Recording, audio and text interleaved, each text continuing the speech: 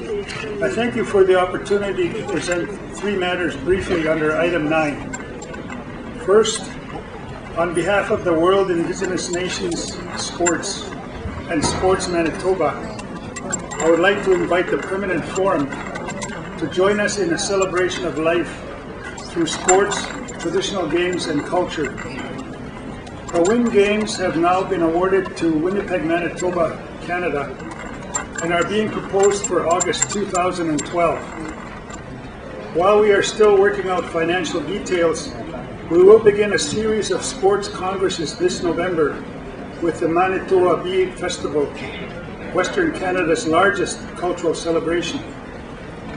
We will invite 3 representatives from each Indigenous region to plan with us how to best invite 500 athletes and cultural participants from our 7 regions, which would make, Madam Chair, 3,500 athletes for this first Indigenous Games.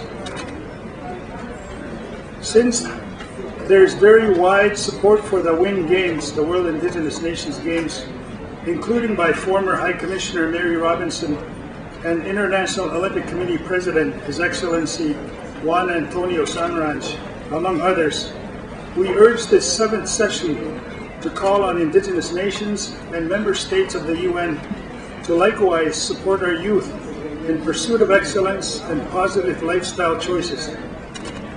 On 2 related matters from the North American Regional Preparatory Meeting, Madam Chair, previously circulated on CRP 4, I draw respectfully your attention to paragraphs 51 and 78, which state, paragraph 51 states, participants affirm their support for the unprecedented level of Indigenous participation in the 2010 Olympic Winter Games in British Columbia, Canada. Participants also noted that these games can provide an important opportunity for Indigenous peoples and the world community to promote human rights and address the human rights record and actions of Canada on the local, provincial, national, and international levels.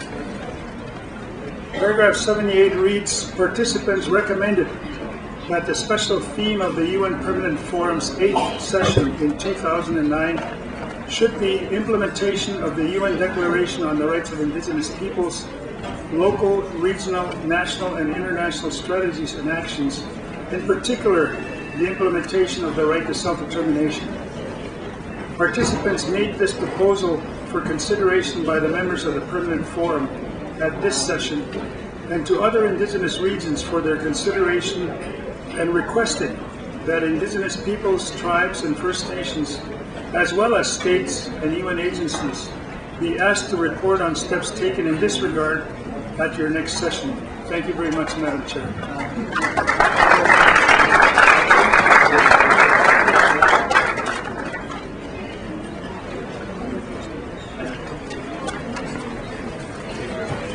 Thank you, Mr. Willie Littlechild, for your excellent presentation. As you know, Mr. Willie Littlechild, I have a